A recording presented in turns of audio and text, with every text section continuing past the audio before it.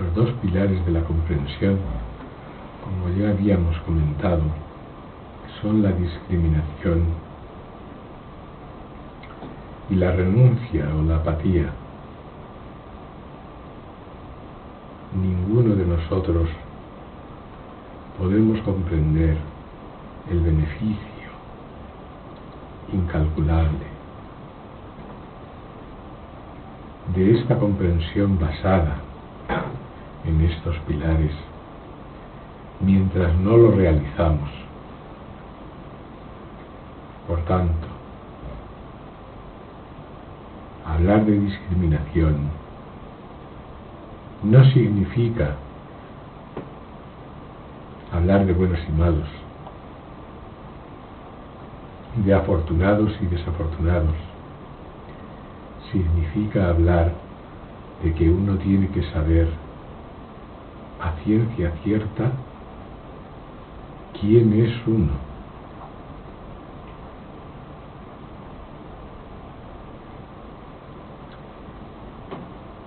Si para ello tiene que comprender que este mundo no existe, este mundo del cual está tan perdidamente enamorado, que la sola mención de la muerte le eriza los pelos, si para ello tiene que comprender esto, eso debe ser aceptado y comprendido. Si no, no habrá verdadera discriminación y no habrá verdadera comprensión de quién es uno.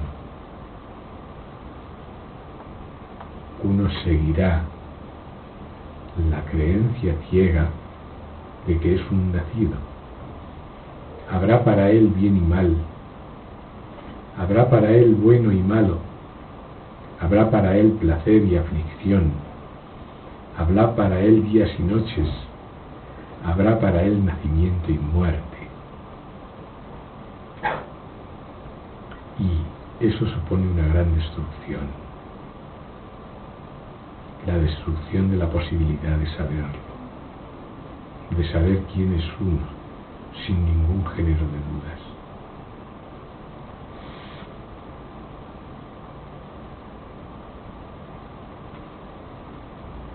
El segundo pilar, llamado la renunciación, el desapego o la apatía, significa que comparado con el beneficio inmenso, con el contento completamente apacible del propio conocimiento de uno, los placeres que ofrece este mundo son insignificantes, irrisorios, ridículos,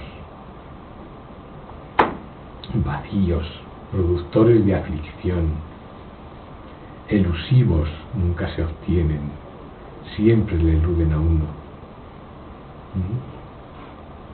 Es comprender eso, no es renunciar a algo o sacrificar algo que uno quiere mucho, sino comprender efectivamente que están vacíos, que los objetos en sí mismos están vacíos, que es el propio pensamiento de uno el que los inviste de esa cualidad de dar placer o de negarlo. Es el propio pensamiento de uno. Cuando uno dice eso es placentero, está leyendo su pensamiento. Y es placentero porque una vez lo probó y le resultó agradable. Pero no era ni placentero ni no placentero antes de esa ocasión. Eso es lo que significa apatía o renunciación. No significa renunciar, sino comprender que todo en este mundo, los objetos, no pueden por sí mismos dar placer o quitarlo. Es el propio pensamiento de uno el que los inviste de esa cualidad o facultad. Si uno comprende esto, no escucha, cesa por completo de escuchar ese tipo de pensamiento. Y a eso se le llama renunciación o apatía. De tal modo que los dos pilares, la comprensión de uno mismo y la apatía, son las dos caras de una misma moneda. ¿Por qué? Porque el contento está. ¿Qué es contento? Contento sin causa, contento más allá de la experiencia. Contento es la naturalidad enteramente llana de nuestra propia verdadera naturaleza, de nuestra naturaleza real. Contento significa, bueno, como alguien que está en el puerto ya, que ya ha dejado el barco, que ya no teme al oleaje, que ya no teme a los peligros y horrores del océano de la existencia. ¿Qué es el océano de la existencia? El océano de nuestros pensamientos. No hay ningún otro. Son nuestros pensamientos los que invisten del poder de dar placer o quitarlo a los objetos, a las llamadas personas, al llamado este mundo. Le comentaba a alguien esta mañana, basado en una enseñanza de Sri Ramana, digo, tú date cuenta que para ir a ver el cine, ahora en verano, entramos a las 7 de la tarde, cuando se acaba la película salimos y somos deslumbrados en el pasillo por la luz del sol. No es como en invierno que sale uno de noche, en verano todavía es de día. Y es salimos totalmente deslumbrados. Pues tú piensa ahora que estando viendo el cine, viene una ráfaga de viento y se lleva por delante el techo del cine. ¿Qué ocurrirá en ese momento? Cuando la luz del sol inunde la sala. ¿Se verá algo en la pantalla? Nada, no se verá nada. Recuerdo yo de niño, cuando iba al cine de verano, que empezaba antes de que el sol se hubiera ocultado o cuando se ocultaba. Apenas se veía nada en la pantalla. La luz del sol impedía ver lo que la luz minúscula del proyector emitía. ¿Qué simboliza esto? Nosotros estamos viendo un cine. Este mundo es como un sueño, como ver el cine. Con una minúscula luz, que es la luz del pensamiento, revestimos los objetos de intenciones, revestimos a las personas de cualidades, hacemos una película y la estamos viendo con la luz minúscula de la mente. ¿Dónde? En la sala oscura de la ignorancia. La ignorancia es oscuridad, es como el sueño profundo, ausencia de luz. ¿Qué es la luz? La luz es el conocimiento, no hay ninguna otra luz. Entonces, con la luz escasa de la mente estamos viendo este mundo como si fuera de verdad, totalmente absortos por él. ¿Qué ocurre si viene el despertar? Pues el despertar es como quitar el techo. Y entonces la luz del sol, la luz del conocimiento real inunda. ¿Y qué ocurre con el mundo visto en la pantalla y con nosotros mismos viéndole? Que somos totalmente no existentes, no existidos ya, no hay nada. La luz del sol eclipsa por completo la luz del proyector y todo lo que el proyector proyecta. Entonces comprendemos, sí, que es de día, que es completamente de día y que todo lo que estábamos viendo no era más que el producto de nuestro propio pensamiento, de nuestros conceptos. Y entonces el corazón se llena de contento. No estaba ocurriendo nada. No estaba ocurriendo nada. Ni nosotros estábamos en ninguna situación. Ni había habido nacimiento, ni había habido un mundo, ni hay nada de nada.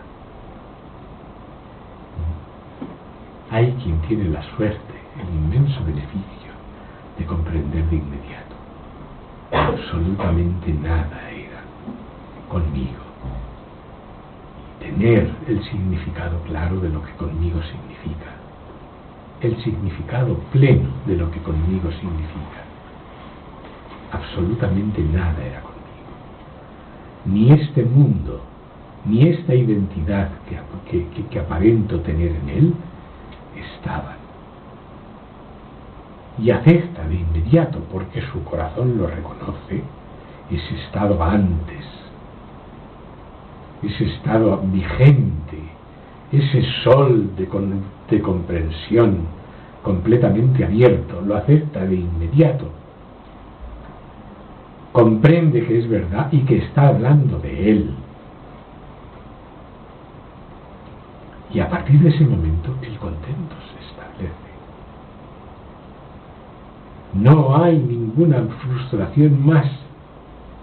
No hay ningún desencanto más. ¿Por qué? Porque uno sabe que todo lo que ve, y a sí mismo que lo está viendo, uno sabe que todo eso no existe. Es solo el producto de un pensamiento. Me ocurría esta tarde que estaba en la siesta y estaba viendo un sueño, y en ese momento ha venido el despertar. Me ha llamado poderosamente la atención que en un sueño es aún más claro que en el ejemplo que os he puesto del cine. Porque en un sueño, si os fijáis, hay un foco central que es donde tiene lugar toda la imaginería del sueño, todo el escenario del sueño tiene lugar en un foco central, como en una lente, y alrededor está todo oscuro, alrededor no hay nada. O sea que el sueño, la visión del sueño está teniendo lugar en el seno de la ignorancia, en el seno de la nada del sueño profundo. Y esa nada, o ignorancia, o ausencia, se ve en el sueño con sueños, envolviendo la visión central, donde nosotros mismos aparecemos como la identidad, una identidad enrarecida. La identidad que tenemos en la vigilia aparece en el sueño con sueños, un tanto enrarecida, pero nosotros no estamos ahí. Se ha dicho una y otra vez y cientos de veces, nosotros estamos dormidos. ¿Qué significa dormidos? Completamente tragados por cero, que es el sueño profundo. Estamos totalmente en quietud en el lecho, ignorantes de lo que está teniendo lugar. Nosotros no sabemos que el sueño está teniendo lugar. Por tanto, no podemos intervenir en él de ninguna manera, porque el sueño, aparte del hecho de que está siendo presenciado, no existe para nadie más, ni existe en sí mismo. Es sólo la expresión en imágenes de pensamientos que aparecen en el seno de la ignorancia. Y esa ignorancia es la que tiene que ser disuelta. ¿Cómo? Con el conocimiento. Para eso se dan las proposiciones. Como nosotros no somos la ignorancia, podemos darnos cuenta de que somos antes de ser afectados o antes de que ella aparezca. Realmente afectados no somos, porque el sueño no nos toca ni en un solo punto. Si os dais cuenta, el sueño no entra en contacto jamás con nosotros. Y si sois agudos os daréis cuenta de que ninguna sensación sentida entra jamás en contacto con nosotros. Os voy a poner un ejemplo del placer más intenso concebible. ¿En qué punto entra en contacto conmigo? Si yo estoy sintiendo un placer muy intenso, ese placer, ¿en qué punto entra en contacto conmigo? ¿En dónde me toca? ¿Sí? ¿En dónde me toca? ¿En qué punto se transforma en mí? Es como cuando hablaba el otro día del sabor salado. ¿En qué punto me toca a mí el sabor salado? ¿En qué punto el sabor salado se convierte en mí? ¿En qué punto? Encontrad ese punto y entonces podréis decir con toda certeza que el sabor salado es real. Pero si no encontráis el punto, comprenderéis que ninguna sensación, por intensa que sea, os toca nunca. Nunca. Y de ahí viene lo que os he dicho del sueño. En ningún momento, en ningún instante, el sueño entra en contacto con nosotros. No hay ningún contacto entre el sueño y nosotros. Y lo que nosotros somos no está haciendo nada en el sueño. Ninguna de las obras que estamos presenciando como soñadas está siendo hecha realmente por nosotros. Ni hay ningún nosotros real en el sueño, ni está ocurriendo nada. Es totalmente inexistente. Comprendedlo. De la misma manera la vigilia, esta vigilia que parece tan real, en ningún punto nos toca. No nos toca en ningún punto nunca. Ninguna de sus sensaciones, puesto que la vigilia no es otra cosa que sensaciones y pensamientos, ninguna de sus sensaciones, ninguno de sus pensamientos nos toca nunca. Nos pongamos como nos pongamos de alegres o de completamente descontentos, ese descontento o esa alegría nos toca. Es algo completamente pasajero, menor que un soplo, de un día a otro ya no existe, de un momento a otro ya no existe. El que estaba enfadado antes y su enfado desaparecen y son sustituidos por el que está contento ahora y su contento, y este a su vez desaparece y es sustituido por todos ellos inexistentes. Esta vigilia no es real. Eso es lo que hay que comprender. Comprendiendo eso, comprende uno inmediatamente quién es uno. No tiene más que hacer. No tiene que buscarse, ni que obtenerse, ni que perseguirse. Esto no estaba. Así de claro. Si eso se acepta que esto no está.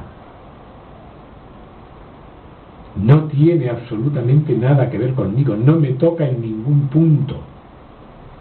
Yo no estoy en un mundo. El mundo es insignificante, es un micronésimo.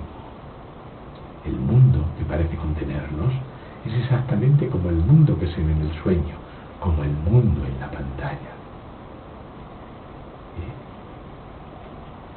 No estamos en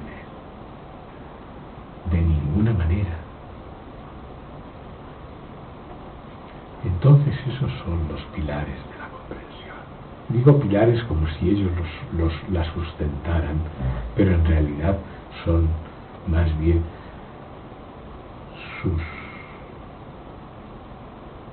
su resultado. Concurre a ella la discriminación, concurre a la comprensión el pensamiento correcto, y a la vez el pensamiento correcto es un resultado de la comprensión. O sea que uno a otro se alimentan, iba a decir se alimentan, como también la renunciación, apatía o desapego, concurre a la comprensión y es alimentada por ella. No quiere decir que es completamente apático, es decir, una cosa inerte. Quiere decir que entiende perfectamente que todos los objetos de la vigilia están vacíos. No tienen capacidad alguna por sí mismos de dar o de negar nada. Es el propio pensamiento de uno, como he dicho, el que los inviste de esa capacidad. Si uno sabe eso, comprenderá que el pensamiento llamado propio tampoco es de uno. Aparece como aparece y desaparece como desaparece. Y en ningún punto nos toca, no nos toca en ningún punto, en ningún momento, nunca. Nosotros no somos pensamiento y el pensamiento no nos piensa jamás. Nosotros no somos conocimiento y el conocimiento no nos conoce jamás. Nosotros no somos consciencia y la consciencia no es consciente de nosotros jamás. Son nombres puestos a operaciones. Pero el operador no es visto por ellos nunca. El operador, nosotros, permanece completamente al margen de las operaciones, inmutable, sin ruptura, plenamente mismidad, pura y simple, antes, siempre antes de cualquier cosa que tenga lugar, sea un mundo, sea Dios, sea un hombre, sea lo que nosotros llamamos nosotros o falsa identidad.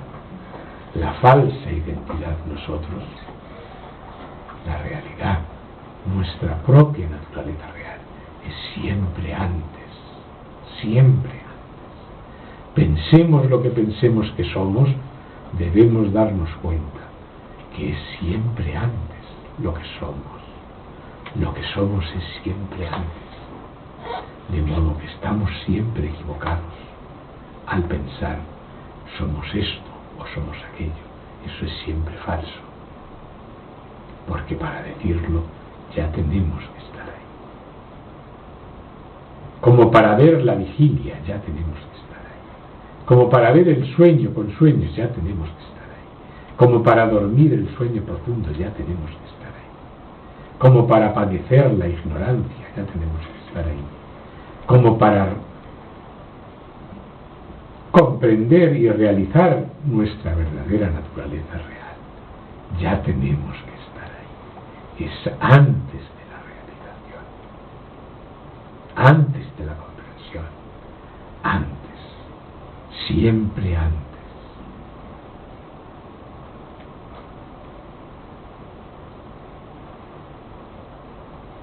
Así es que ese es el punto claro que uno tiene que tener en cuenta una y otra vez cuando ve venir y aflorar los pensamientos.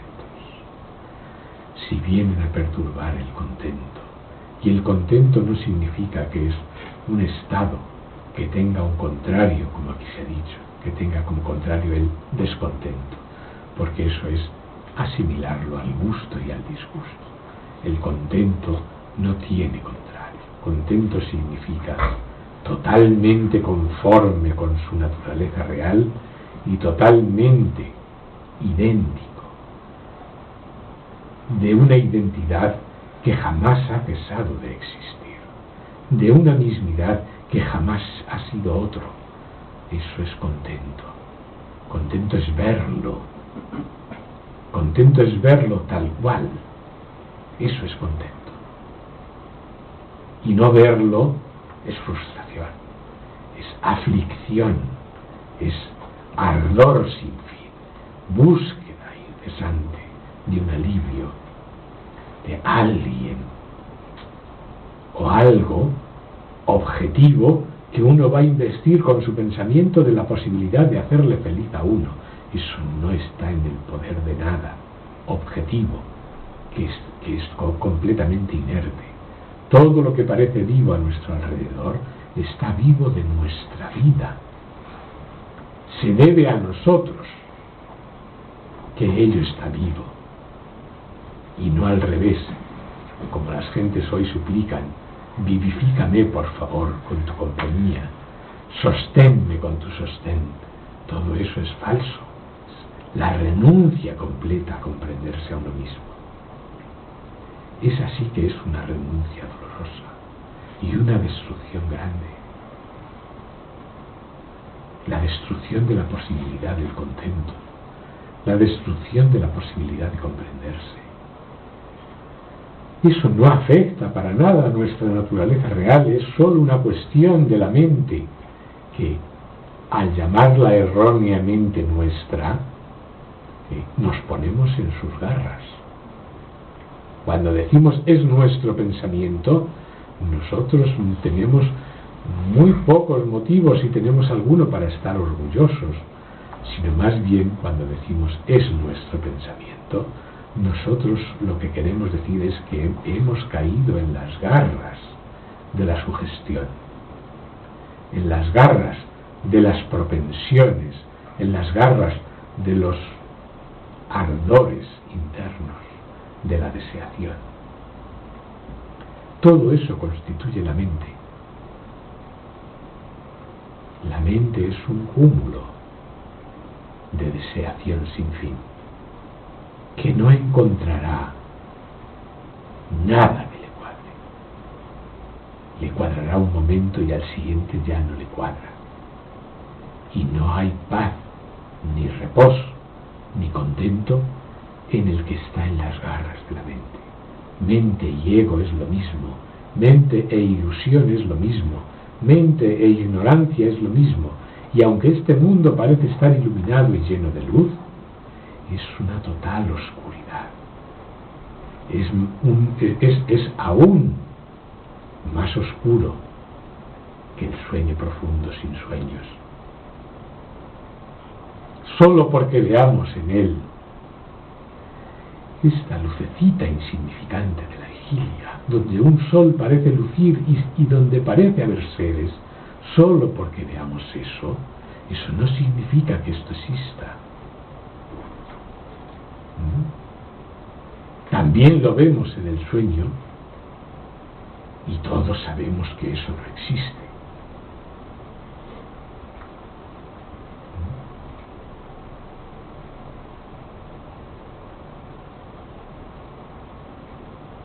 Así es que poned todo vuestro interés y atención en conoceros, porque en ello os va un gran beneficio, el beneficio del contento. El beneficio del contento no puede concebirse de qué hablo si uno no lo ve.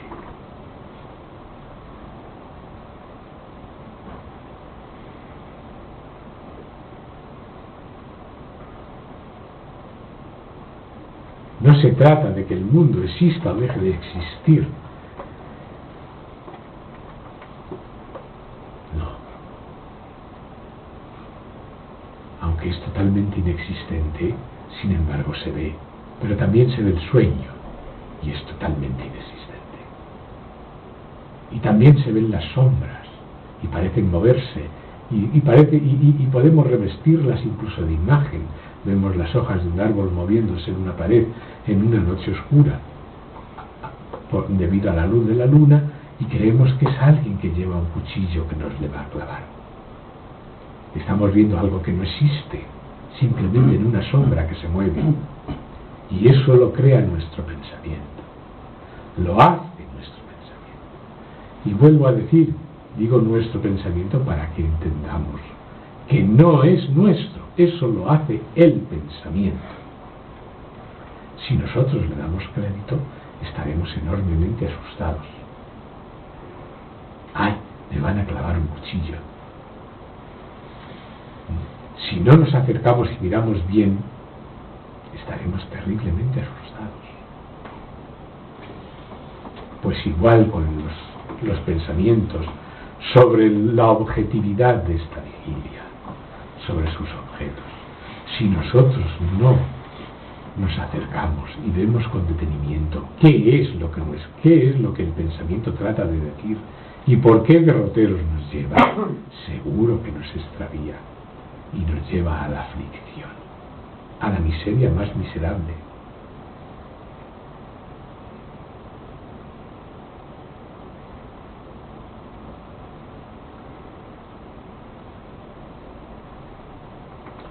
Hay algo. Solo los que están perdidamente enamorados de sentir quieren, sin darse cuenta, que este mundo que parece ofrecerles esa posibilidad sea verdadero. Si ese amor ciego de sentir desaparece, uno acepta de inmediato que este mundo no existe.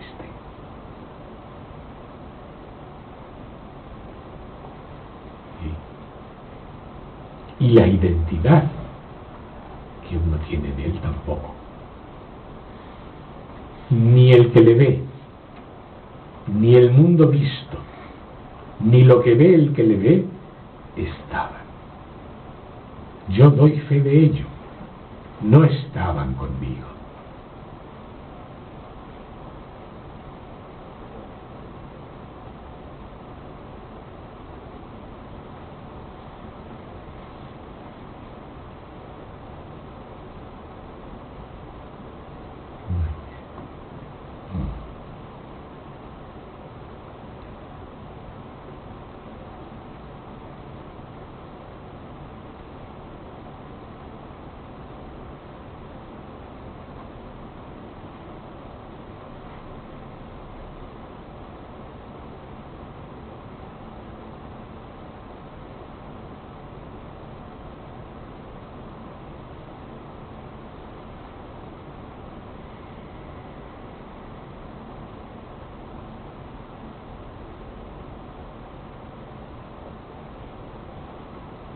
Si una ráfaga de viento se lleva el tejado del cine, la inundación de luz hace que se desvanezca por completo lo que se veía en la pantalla.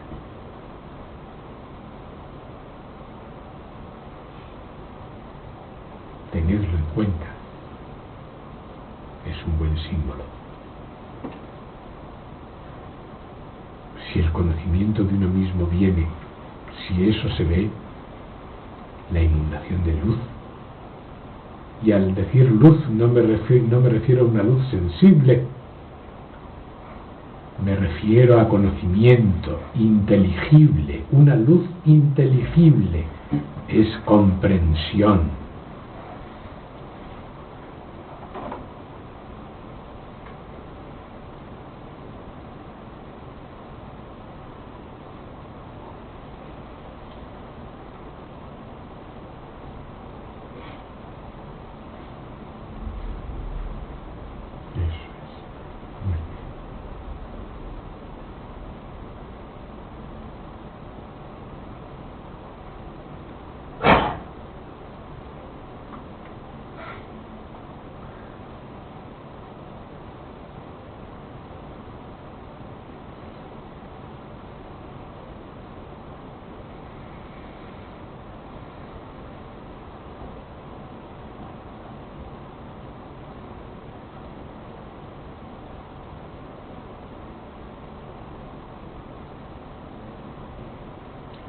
No hay nada que pueda pagar el contento.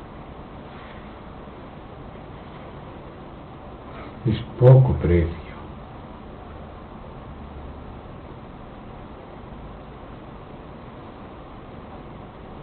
Lo que se llama renunciación, apatía o desapego. Es un precio insignificante.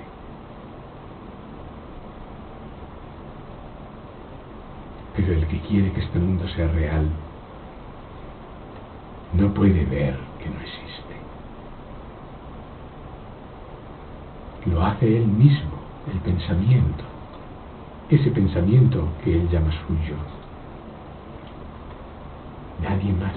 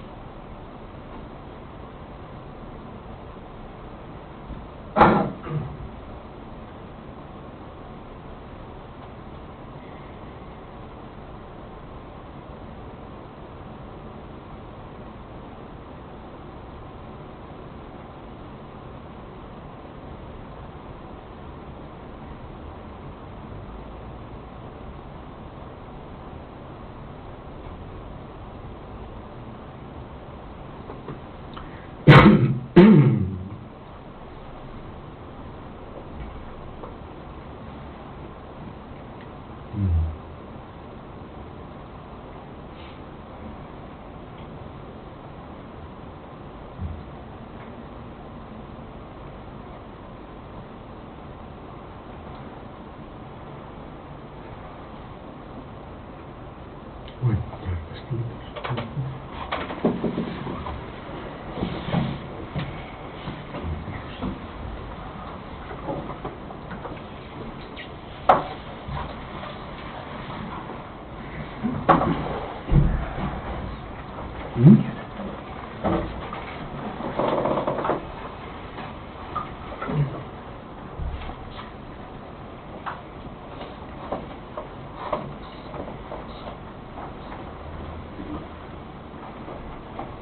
Es el pensamiento de uno.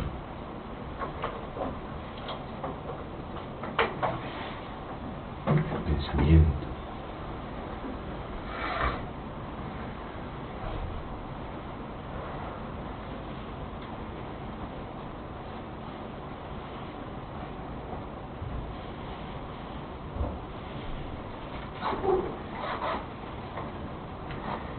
Tampoco es de uno, aparece.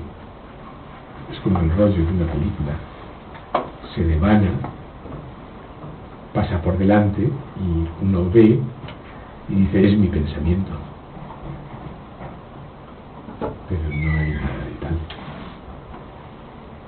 Pero como se ha dicho, en ningún punto le toca a uno. No hay el menor contacto. Eso es muy importante de ver. Y muy simple. Incluso si a uno le tocan, así el brazo, dice, oye, que me has tocado el brazo. Ese tacto no le toca a uno. Se siente que el brazo ha sido tocado. Pero esa sensación no le toca a uno, es a la identificación con el cuerpo. Como yo soy el cuerpo, me has tocado, no me toques. La identificación, la identidad cuerpo. La identificación con el cuerpo es que no tiene sentido. La identidad cuerpo, que tampoco estaba, que solo está en la vigilia. Pero no hay ningún contacto. Ni posibilidad ninguna de retenerlo. Como dice Siddhartha Maharaj, dice, los placeres o dolores que os acontezca sentir, sentidlos y abandonadlos. No hagáis con ellos una libreta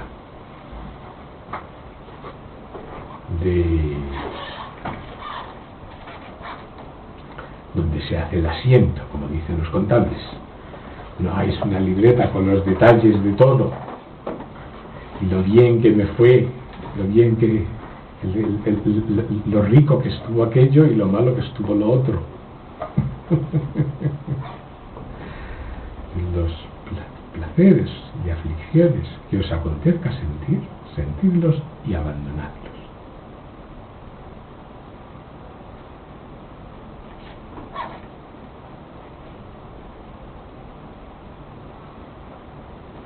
Ya está.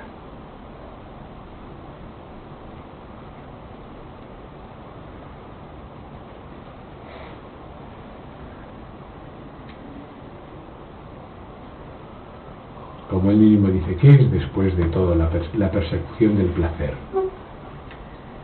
Ocurrió que se sintió una vez, no se abandonó, se hizo un registro de ello y se quiere repetir y repetir y repetir. Y de ahí viene la persecución.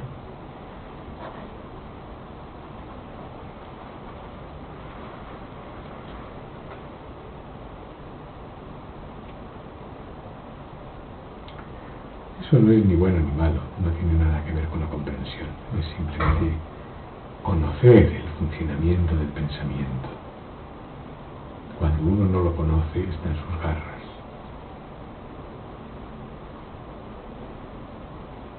¿Qué significa estar en sus garras? Pues que uno lo llama mi pensamiento.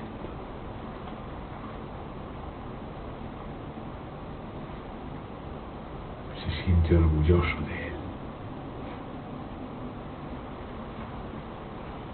Y es exactamente al revés.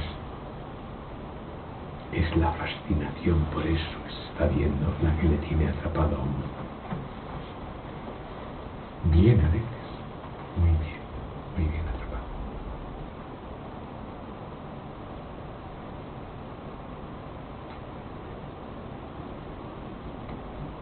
Aunque no hay nada letal, finalmente. Es imposible atrapar a ese pájaro.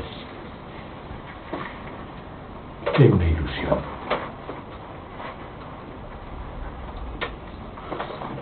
Es como lo que contaba Nisargadatta Maharaj. Dice, ¿sabes cómo cazan a los loros? Y dice, pues es muy simple.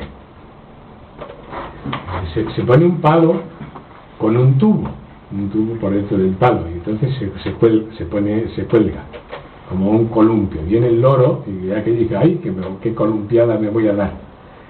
Se agarra al palo, y el palo es un tubo que gira sobre el palo verdadero. Entonces el loro se pone boca abajo Cuando se ve boca abajo, le da miedo volar, porque no, desde esa posición no vola nunca. Y no se va. Viene el cazador, le agarra y le mete al saco. Dice, es muy simple cazarlos.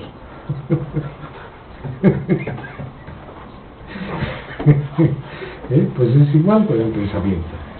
Cuando el pensamiento le tiene cogido a uno pues está viendo uno justamente como el loro, al revés, boca abajo, y desde esa posición no puede volar, no puede deshacerse de él. Y no es que el loro le falten las alas, ni esté atrapado con atada la pata, ni le haya dado un tiro, nada, tan simple como eso. Me han atrapado así.